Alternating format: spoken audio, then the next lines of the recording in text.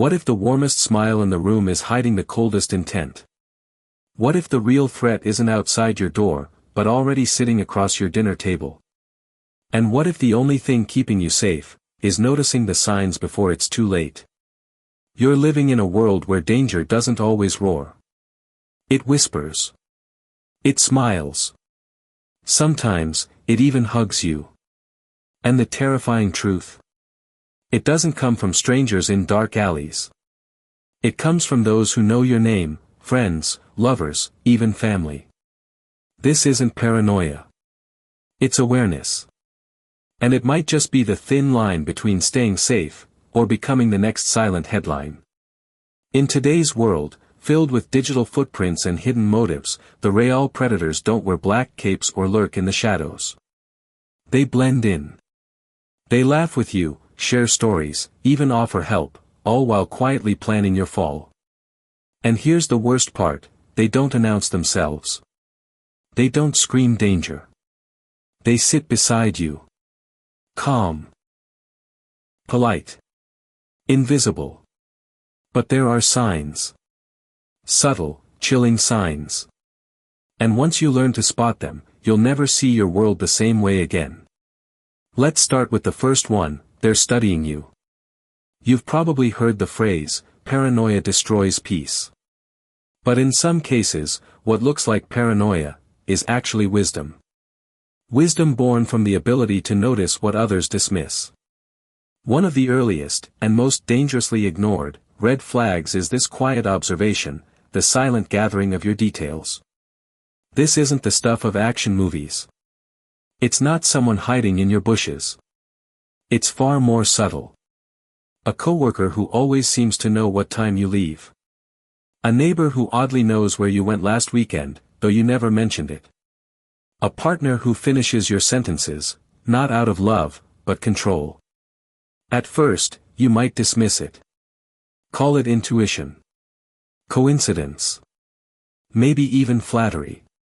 But that's how it begins, the slow normalization of being watched. This isn't someone acting out of rage. It's someone planning your erasure, without leaving a trace of suspicion. In the world of psychology, this pattern is known as pre-offense surveillance. It's a calculated phase, where the aggressor maps out your routines, tracks your weak points, and memorizes your blind spots, all while you remain unaware. Because to strike effectively, they first must know everything. But this is only the beginning. The next sign. It's even more unsettling, because it hides beneath something we all crave, kindness. Shall we continue? They learn you first, your steps, your patterns, your silence. And once they know how you move, they begin to move with you. They don't need to chase you. All they need is your routine. They study what time you leave for work. Which cafe you visit. When you're most likely to be alone. And every habit you repeat becomes a string they pull, tighter, quieter, until you barely notice it's wrapped around your life. Here's the part that stings, we're the ones handing them the blueprint. Every check-in. Every tagged photo. Every shared schedule or public friend list becomes a breadcrumb trail, one they never had to ask for. And in this digital age, you're not just being watched, you're volunteering to be mapped. Even apps you trust, step counters, fitness trackers, mood logs, can become silent weapons. Surveillance today doesn't need a pair of binoculars or someone hiding in the bushes. It's done through screens. Through data. Through patterns invisible to most eyes, but not to theirs. They don't need to break into your home to break into your life. All they need is for you to keep living it openly. What makes it more chilling is how ordinary they look. The smiley neighbor. The overly helpful coworker. Sometimes even someone inside your own friend circle. They blend in, disarm, and wait. The Stoics understood this kind of hidden threat long before the digital world. Epictetus once said, "It's not what happens to you, but how you react to it." But you can't respond wisely to something you refuse to see. Stoicism isn't about fear. It's not about hiding. It's about seeing clearly, without panic. It's about realizing that not everyone who seems kind, truly is. True peace doesn't come from blind trust. It comes from mindful awareness. And there's a deeper danger here, one that especially threatens those who've grown comfortable with structure. Older individuals, for example, find safety in their routines. But what feels like safety to them, becomes predictability to someone looking for control. The predator doesn't need to be fast. They just need you to be consistent. That's why, so often, victims report feeling like they were being watched, but only after the harm was done. Their instincts whispered, but they ignored the sound. They told themselves they were overreacting. That they were imagining things. But here's the truth. You are allowed to question. You are allowed to feel something's off, and listen to that feeling. That isn't paranoia. That's wisdom. Change your patterns. Vary your routes. Stop oversharing online. Audit your privacy settings. Even small shifts, like disabling location tracking or delaying social media posts, can fracture the perfect plan someone's building around your life. At its core, Stoicism doesn't respond to danger with fear, but with preparation. It's about stepping away from blind naivety and owning the responsibility for your own safety. Because in a world where people can study you without ever meeting you, your greatest weapon is unpredictability. So move quietly. Post less. And walk with purpose. And when your instincts whisper, don't hush them. Because the difference between being paranoid and being prepared might just save your life. Sign 2, they build a trap with love. Not every threat arrives with a growl. Some come wrapped in warmth. And that's what makes them so dangerous. Some threats hide behind shadows. Others? They hide behind smiles. But the most dangerous ones make you feel safe while they break you. It comforts while it poisons. This is the second, and perhaps most insidious, sign that someone may want to destroy you. Not with a single blow, but with slow erosion. By gently stripping away everything that protects you, until you're too dependent to fight back. This isn't just manipulation. It's emotional warfare. And the most dangerous manipulators? They don't look like villains. They look like caregivers. Let me tell you a story. A man named Thomas, in his early 60s, learned this far too late. After losing his wife, grief swallowed him whole. Days blurred. Loneliness settled in like a fog. That's when Claire appeared, warm, thoughtful, always there when he needed someone. She helped with bills. Cooked for him. Called every night just to check in. For a while, Thomas believed fate had offered him a second chance at love, at companionship. But comfort turned to confinement. Little by little, Claire discouraged him from seeing old friends. They don't really understand your pain, she'd whisper. She reminded him constantly how fragile he was. How much he needed her. When he brought up his grown children, Claire gently, but persistently, planted seeds of doubt about their motives. Before long, Thomas was emotionally cut off from everyone he trusted. He didn't make decisions without Claire's input. Whether it was his medications, his schedule, or even who he could talk to, she had taken control. This wasn't love. It was strategy. You see, emotional manipulators don't always aim to harm you physically, at least not right away. What they crave is control, over your thoughts, your fears, your decisions. And eventually, yes, over your very identity. They drain your autonomy. They break down your trust. They dismantle your strength. Piece by piece, without ever raising their voice. This is how it works, not through rage, but through gentle erosion. The Stoic philosophers warned us of this. They cautioned not to confuse comfort with goodness. True virtue isn't about how someone makes you feel, it's about how they behave when you're vulnerable. And the truly dangerous ones? They study your vulnerability. Psychologically, this form of manipulation rests on three pillars: weakness, dependency, and isolation. They identify your soft spots, your loneliness, your guilt, your deepest regrets, and position themselves as your only refuge. The one who gets you. The one who never leaves. And once that bond is formed, they begin to isolate you. Slowly. Quietly. Friends become selfish. Family gets labeled toxic. And over time, you begin to believe that your survival depends on the very person orchestrating your collapse. But the web doesn't stop there. Because once they've isolated you, they start rewriting the truth itself. Are you ready for the third sign? Let me know when you'd like to continue. Emotional manipulation doesn't always scream. Sometimes, it answers for you, and that's when the alarm bells should ring. For Thomas, the moment of clarity came quietly, during a family dinner. His daughter asked him why he hadn't returned her calls. A simple question. But before he could speak, Claire answered for him. And that's when it hit him. He hadn't spoken for himself in weeks. His thoughts, his words, his choices, they weren't his anymore. His voice had been slowly silenced. And in that instant, the fog began to lift. Claire hadn't been protecting him. She'd been preparing him, for something he couldn't yet see, but could feel in his bones. From a Stoic perspective, this is the ultimate test of clarity. Seneca once said, "A man who suffers before it is necessary suffers more than is necessary." Emotional manipulators feed on your imagined weakness.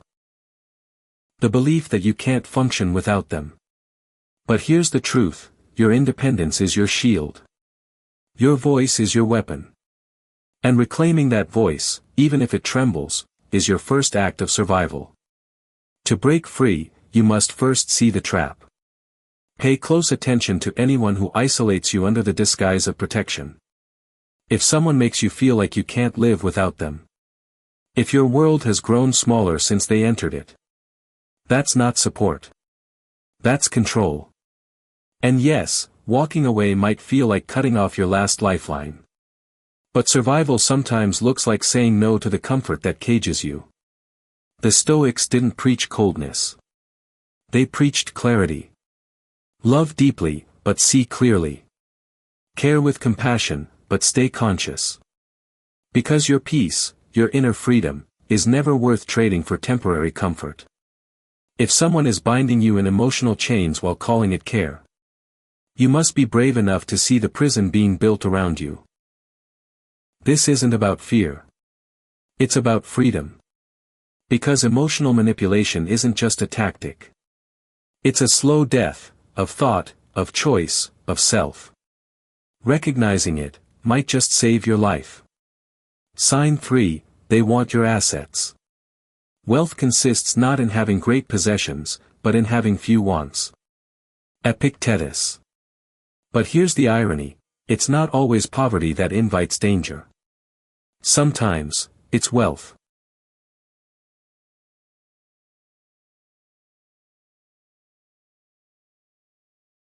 Or more precisely, it's what your wealth represents to someone else: control, leverage, and a future they believe they deserve.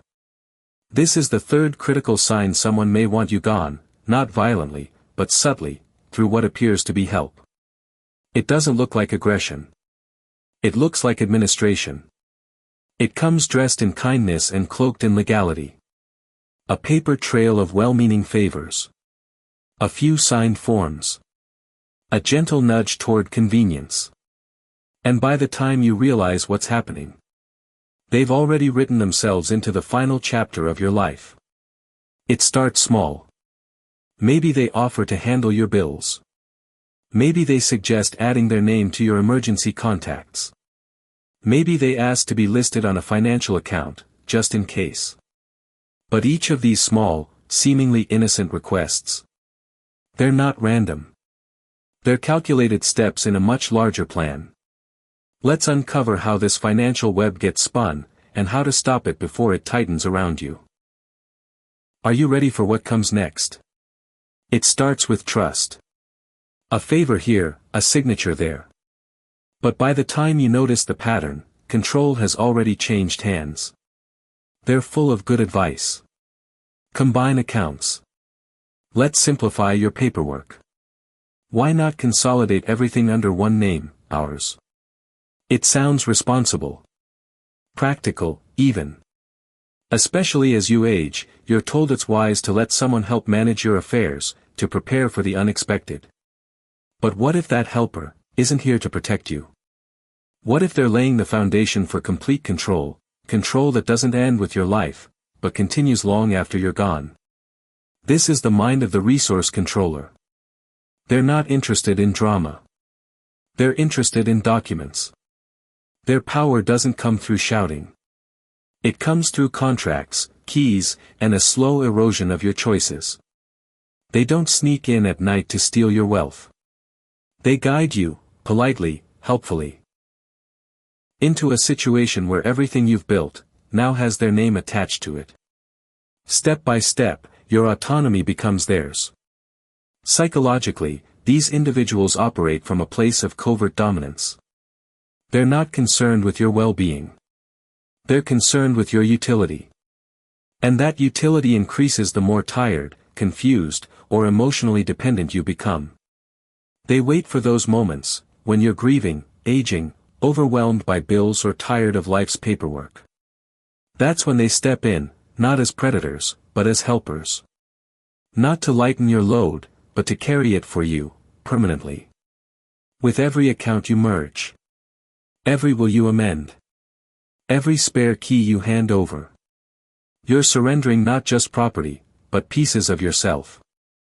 Stoicism speaks to this exact vulnerability. True peace, it teaches, doesn't come from clinging to possessions. It comes from inner clarity, knowing who you are, and where your boundaries lie. Because when you're clear on what you value, it becomes harder for others to slowly erode it, no matter how gentle their tone, or how caring their disguise. Marcus Aurelius once wrote, "If you are distressed by anything external, the pain is not due to the thing itself, but to your estimate of it." In other words, don't just observe what people do, ask why they do it. Ask what it's costing you to say yes, especially if that yes is fueled by guilt, fear, or exhaustion.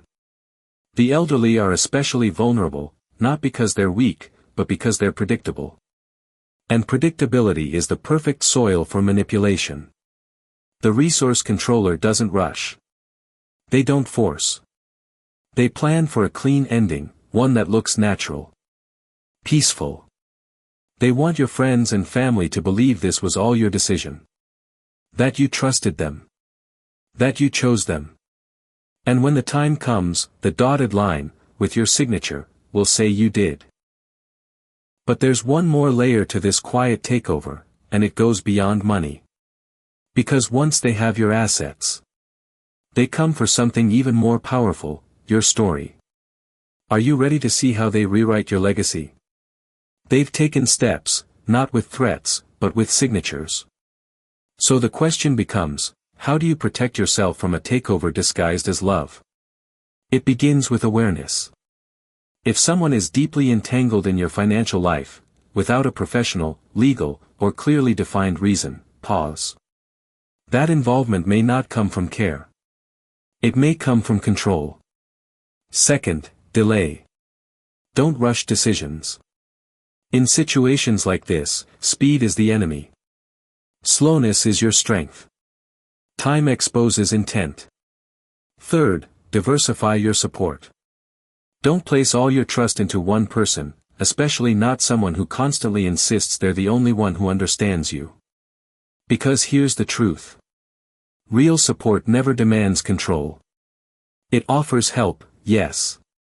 But it respects your boundaries. It doesn't isolate you or cut out others. It doesn't rewrite your future and call it love. So if someone is slowly tightening their grip on your financial life, under the banner of responsibility, while steadily pushing others out of the picture, you're not being cared for. You're being claimed. And if something about that makes your stomach twist, it should.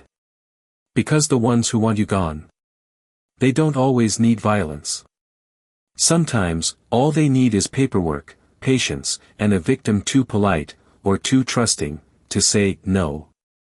Sign 4, they poison your circle. Did you know that in high-conflict divorces, one of the most common strategies isn't legal aggression? It's social sabotage. It's called triangulation, a psychological tactic where one person turns others against you. Not with obvious attacks, but with quiet, consistent influence. And this same strategy? It's used by far darker minds, people who don't just want to hurt your heart. They want to erase your existence. Welcome to the fourth critical sign that someone may want you dead. The network infiltrator. They don't scream. They don't confront. They don't point fingers or issue threats. Instead, they operate in silence, a master puppeteer, pulling strings you didn't even know were there. They don't come for you directly. They work around you, by poisoning the people closest to you, your friends, your family, your co-workers, even your neighbors. They don't have to destroy you, if they can get others to question everything about you. Your stability. Your character. Your sanity. And it starts with precision. They identify who you rely on most, emotionally, socially, professionally. The people you lean on when you're tired, uncertain, or vulnerable. Then, they plant seeds. Maybe it starts with a simple comment to a close friend. I'm really worried about them lately. They haven't been themselves. They might express subtle concern to your family. They seem off, distant, unwell. At work, it could be a quiet remark behind your back, implying that you're slipping up, losing your edge, maybe even incapable of doing your job anymore. And the scariest part? It works, not because they're loud, but because they're strategic. Let's dive deeper into how they manipulate your world by shifting everyone else's perception of you, one conversation at a time. They don't break your windows. They break your connections. And the worst part? You barely see it happening, until you're already alone. That's the most terrifying part. It's silent. At first, it's just a feeling, something's off. Your phone rings less. Friends grow distant. Family dinners become awkward. Co-workers who once chatted over coffee now avoid eye contact in the hallway. The warmth in the room turns cold, and you can't quite explain why. But by the time you do recognize the pattern, the web of distance, suspicion, silence, it's often too late. You're standing alone. Cut off from the very people you once trusted to protect you. And this isn't coincidence. It's design. This is the craft of the network infiltrator. They are masters of a specific kind of destruction. Social assassination. Their goal isn't just to isolate you, it's to make it look like you isolated yourself. So when something finally happens to you, no one questions it. No one suspects a thing. In fact, they might even believe it was your own doing. From a Stoic lens, this isn't just a personal attack. It's an attack on virtue itself. Because it doesn't just disrupt your peace. It destroys the support system that allows you to live a principled, meaningful life. Marcus Aurelius once said, "Be tolerant with others and strict with yourself." But how do you stay tolerant, when someone is quietly assassinating your character? The answer isn't rage. It's clarity. When you see the tactic, you must act, not react. You must fortify your inner calm, while reinforcing your outer relationships through truth, transparency, and directness. Because here's the chilling psychology behind the infiltrator's plan. They don't operate out of chaos. They operate out of control. They know that if they isolate you effectively, their final move, whatever it is, will go unchallenged. There will be no one left to question it. No one left to fight for you. No one left to even suspect that something went wrong. Because they've already rewritten you. They've created a version of you that's easy to forget. So if you notice your trusted relationships start to crack without reason, if people you've loved for years begin to question you, distance themselves, while one particular person seems to be growing closer to them behind your back, do not ignore that pattern. This isn't paranoia. This is preservation. You're not being dramatic. You're being targeted. So what do? You step back. Not in fear, but with focus. Start observing. Who says what, when, and to whom. Rebuild your relationships, not with accusations, but with clarity. Bring truth into the open. Confront subtle narratives with calm, consistent facts. Be transparent. Be grounded. Be firm. Because the next tactic, it's not about the people around you. It's about how they manipulate something even more intimate, your own mind. Ready for the fifth sign? When someone rewrites your reputation, silence becomes consent. And in the hands of a manipulator, that silence isn't just lonely, it's lethal. So most importantly, do not let your silence validate their lies. Because isolation doesn't just hurt. It endangers. And in the game of quiet manipulation, staying connected isn't a luxury, it's survival. Sign 5, they plan your accident. We've now arrived at the fifth, and most chilling, sign. This is no longer about someone who might want you gone. This is about someone who's already decided how it will happen. They've mapped it out. Calculated the timing. Rehearsed the narrative.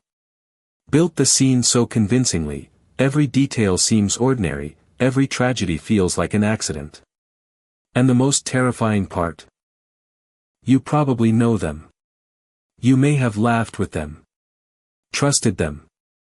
Let your guard down around them. But while you were relaxing, they were scripting your demise. Unlike the impulsive aggressor, the calculated predator doesn't explode in anger.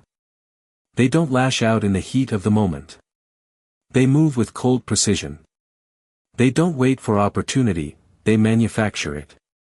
These individuals are psychological engineers. They test your boundaries. Push the edges of your awareness, all without raising suspicion. Maybe they forget to latch the backyard gate. Maybe they suggest skipping your seatbelt, just this once.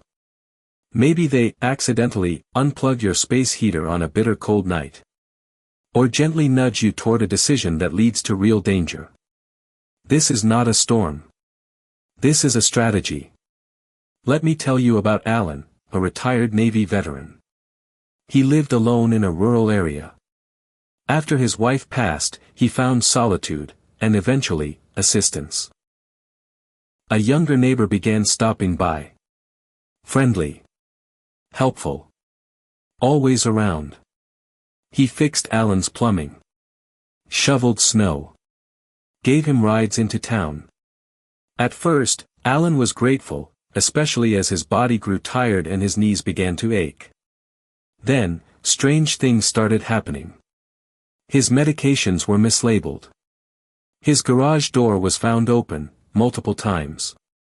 One day, during a routine inspection, a mechanic found a severed brake line in Alan's car. It was brushed off as wear and tear. But Alan had a gut feeling something wasn't right. Still, he dismissed it. Until the night he fell down the stairs. A loose rug, he thought. Until he remembered, that rug had been nailed down for years. Weeks later, his niece came to visit. She wasn't supposed to, but she showed up anyway. And what she noticed? It didn't sit right. Important documents were missing. Strange rumors had been floating around town, whispers that Alan had grown depressed. Withdrawn. Confused. And that same helpful neighbor. He was already telling people how concerned he was about Alan's state of mind. But what he didn't know, was that someone was starting to connect the dots. Let's follow what happens next, and uncover the chilling end to this silent plan. And that same helpful neighbor, the one shoveling snow and fixing faucets, he'd already started planting the story. He was concerned, he told people. Concerned about Alan's health, his forgetfulness, his decline. But Alan survived, because someone paid attention. His niece dug deeper. She noticed the inconsistencies, asked the right questions, and followed her instincts. She connected the dots and reported what she found. And what did the authorities uncover? Forged financial documents, hidden in the neighbor's home. This was never about if. It had always been about when. This is the true horror of the calculated predator. They don't just strike. They prepare. Every accident is a trial run. Every near miss is a rehearsal. While you're wondering if you've become clumsy or forgetful, they're fine-tuning the story. They're making sure that, when the end comes, no one questions it. That's the genius behind their cruelty, premeditated plausibility. They suggest a hiking trail known for its deadly cliffs. They recommend that lonely back road shortcut. They offer to drive you home, but drink just enough to impair judgment without raising alarm. And the brilliance? It never looks intentional. They build alibis in advance. They volunteer at food drives. They attend church. They show up in public, smiling, helpful, present. They make sure the world remembers them as kind, generous, concerned. So when the unthinkable happens, people praise their loyalty. He always tried to help, they'll say. She was always there for them. That's the script. And you? You were cast in it without ever knowing. The Stoics understood this kind of threat, not in action, but in awareness. We cannot control what others do. But we must control how clearly we see. Seneca once wrote, "A sword never kills anybody. It is a tool in the killer's hand." The calculated predator doesn't use blades. They use circumstances, made to look like fate. And if you're not alert, if you dismiss the odd patterns, the quiet suggestions, the too perfect timing, you risk becoming part of a tragedy designed to look like bad luck.